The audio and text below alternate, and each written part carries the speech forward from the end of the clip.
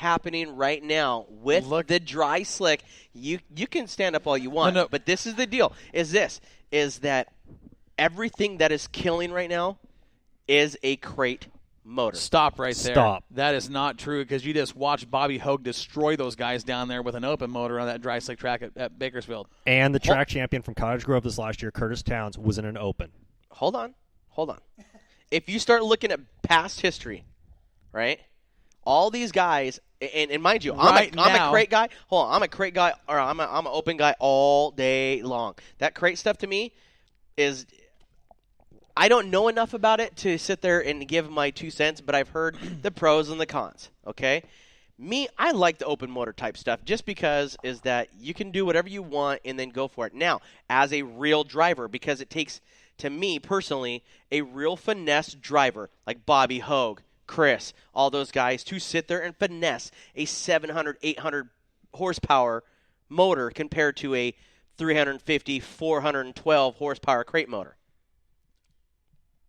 So what? I get what you're saying. I get what he's saying. Because on a dry slick, this is your deal. Stop, on a dry slick, this is what you do. Okay, it's like that all the time. You have an open motor, and it's flat out, and then you have to finesse. You have to chassis that. Right. You have to chassis that car. But and I'm not saying I like them better. I'm not saying I like them any least. But you look at what's winning right now. Like you said, crate motors are winning more races. But why is that? You can hook that power up on a dry slick track, and it's easier. It's easier to sit there and drive a crate motor than it is an open motor. But wait a second. It's easier to hook that power up at a third of the cost. That's right. That's the argument right there. But hold on. But with the open motors, don't even go there. So I'll guarantee you that motor Bobby Hogue has in his engine, you could buy 3 of those crate motors Exactly. For it. You want to know why? Because we asked him. That's kind of true. This is what he said. Corey come up and said, "Hey man, I don't want to get too much in your business." Because we know Bobby's an open motor guy, and he says, hey, look, we run the open motors and we're proud of it. You go back and listen to the interview. He says it. We run these open motors. We're proud of it. He thanks his motor sponsor. He goes, "You won't see a crate motor in our car," and you won't with Bobby Hogue. You won't. It's like Rob Maya. You won't see a crate motor in his car. I'm just saying, there are certain guys, the duties, you won't see crate motors in their cars. That's just not their style. That's not what they like. Right. Okay. Now, that being said, with the crate versus the open argument at the Duel in the Desert, we have seen the crate motors win on the big track. The reason Joel's over here frothing at the bit to get a word in edgeways. And the reason why that is because on a heavy track, open motor, gone all day long. You won't catch them. Okay, but we know for a fact. Wait a second. We know for a fact that track, just like up here, is going to slick off and it's going to get ready. So what do? You set up a chassis for a crate program that you sit there, you match it to the floor, and you turn left. So here's my question to Joel. And like I said, I don't care either way, open or crate. If you're winning, you're winning. That's what matters. Wins matter. I don't care what you're spending or what's under the hood. If you can win with a crate, fantastic. If you're fast with an open, even better. Okay, so on the big half mile, why are we seeing crate motors finish ahead of the open motors? Which, I mean, really doesn't make a lot of sense. Why is that, Joel? Well, it's a that's actually it's a complex question with a complex answer. Don't shake your head at me. You haven't turned a wrench on a car in more years. That's true. Let the crew chief talk. Hold on. The last time I wrenched on a car was 2 years ago. Or basically, hold on, a year and a half ago. So it was about 8 weeks ago for him. Well, so I want to hear his answer. I want to hear his answer. It all comes down to the IMSA rule package. Okay. Hard tire. Right. Unforgiving tire. That's where all your speed is in your tires. With those cars, you're right. Hold on. When you start talking, he's not right though. When you start talking about setup and putting power to the ground, you start at the tire and work your way back.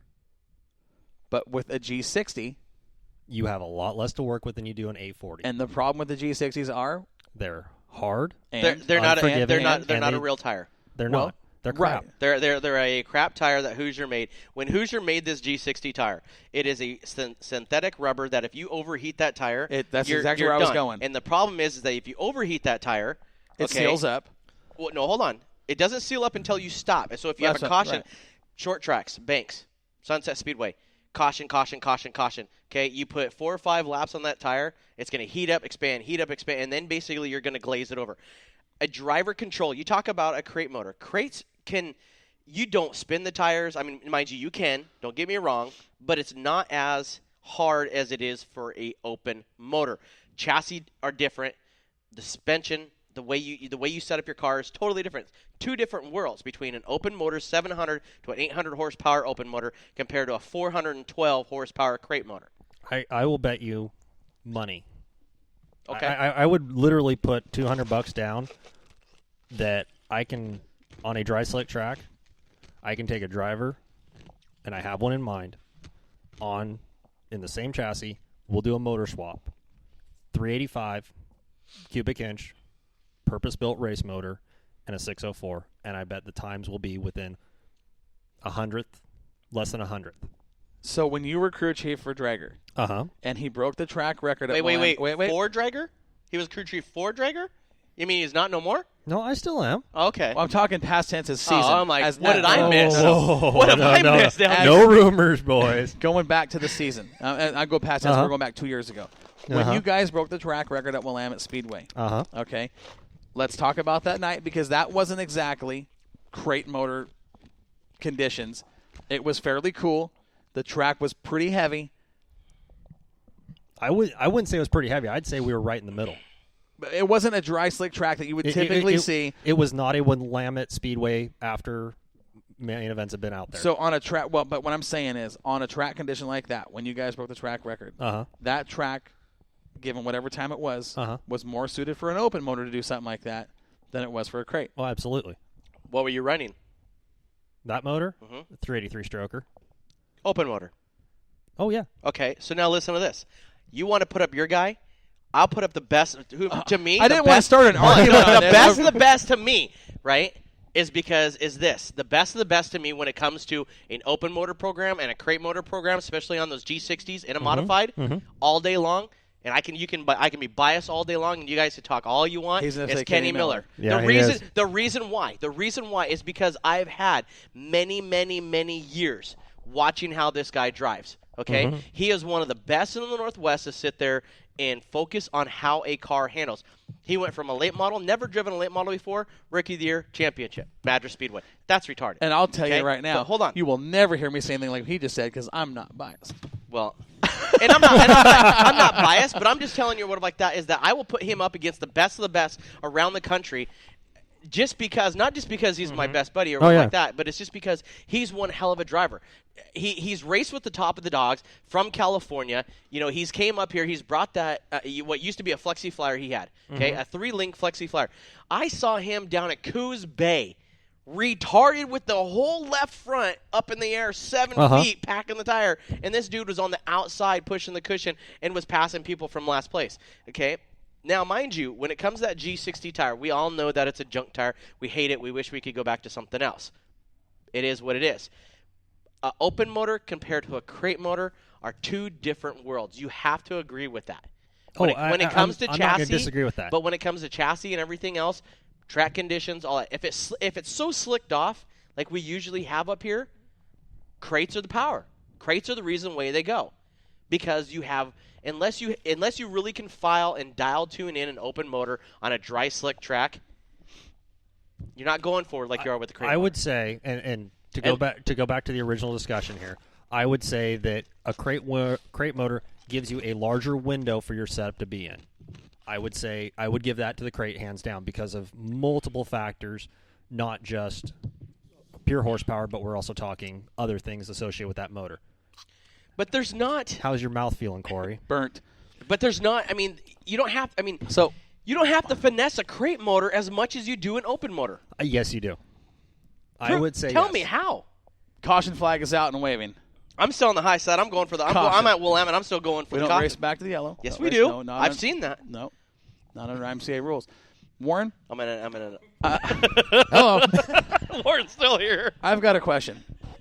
I'm pretty sure when this conversation started, it was all about the duel in the desert. Yeah, I got lost. I was about ready to fall asleep. I don't know what happened.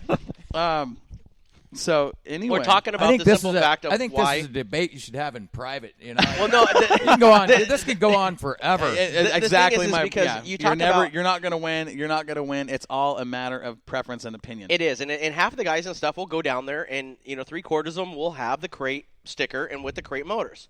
Some of them are they are very, very stubborn. They're stuck on that open motor program to go down there and try to win. Stubborn and stuck. Now, hold on. Now, this is the deal. It has been proven over year that Josh likes the open motors. But who has won the Duel of the Desert? A crate motor has. Tell me when the last time an open motor won the final main event at Duel of the Desert in 19 years. Why are you asking me questions I haven't researched? Well, because you're an IMCA guy, and we're kind of asking you to lead us into that. This question is basically for all of our fans on. Honestly, Josh, you know what? I can't give you the answer to that. But do you see where it's coming at? Because a lot of people. I completely agree. Well, here 10 years ago, they sat there and Lucas Schott. Does Lucas Schott run a crate engine? Does Terry Phillips run a crate engine? Yes. Jeremy Payne. Yes. I don't know if he had one in that car. Johnny Sathoff. I don't know.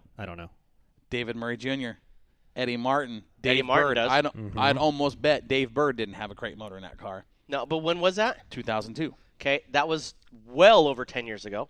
Okay, 10 years ago at the Duel of the Desert, this is literally when it started breaking out for IMCA in this crate program. 10 years ago, it started. Everybody is getting away from the open motor program and going into the 602 program. Then the 604 came out, and they said, okay, check this out. This is a little bit bigger, blah, blah, blah. Okay, 412 horse. Basically, sealed motor, can't do nothing to it. Put your foot down, dry slick. You can put power to the ground. You don't have to sit there and wonder where that tire, where that chassis is going to be at mid-race. Mid-race, you have less fuel. You're going to burn off all that fuel, less race, right? Okay, or mid-race. But let me ask you a question. If you're putting power on the ground, isn't that the name of the game? That is the name of the game. Okay. But the problem is with an open motor on a dry slick deal, if you do miss it by a half, you're screwed. But if you miss a crate by half, you still have that other half to pick up. You are able to sit there and drive that car with a modified, with the horsepower, the chassis, and with that I understand. Screwed up you tire, don't have to tell me. It just sucks. So but that's here's the reason my question. Why. If you're a team owner and you've got a chance to go out and beat these guys, and you can do it with the crate engine that's cheaper, that is way more dependable. All day long. That'd be stupid business. Why would you say no? That'd be stupid business not to. Okay, well then that's the other side of the argument. You got those guys that are like Hogue that are great, and there's open motor guys that'll argue that all day long. There's other guys that'll argue the crate side. It's a never-ending argument that nobody's going to win. Warren was right. But he's still awake, though. So we're up against the clock here. It's almost 7 o'clock. We're going to take a short commercial break, and we will be back in just over 3 minutes. Stick around. Do you think that section got a little hot? It's going to get hotter in the second half of the show. I guarantee it. We'll be right back here on Northwest Dirt News.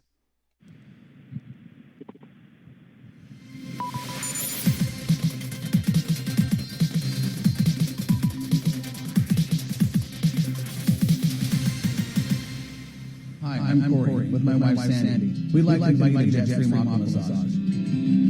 At Jetstream, you get a quality massage, nobody touches you, and you don't get wet. Best of all, it's only $1 a minute. Come see what it's all about. I've been coming in here about 3 times a week for the last 6 months, and it's just a whole new world when I walk out here. I highly recommend this place. $20 for 20 minutes, unbeatable. Crocker's Cars, located in Lebanon, Oregon. We've been providing the finest pre-owned cars, trucks, SUVs, RVs since 1983. Crocker's Cars has been in business for 31 years, offering quality used vehicles. With our experience and professionalism and the no-hassle buying, customers really do come first here at Crocker's Cars. Crocker's Cars, where quality is the difference. Give us a call, 541-258-2175, or look us up on the web, crockerscars.com, for a full line of inventory. And make sure you mention that you heard it here on Northwest Dirt News.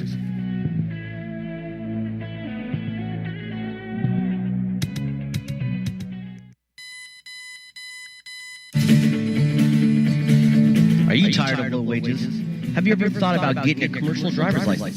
Then let Northwest Trucking Academy, located in Tanza, Oregon, be your source. Earn up to $800 to $1,200 a week at Northwest Trucking Academy.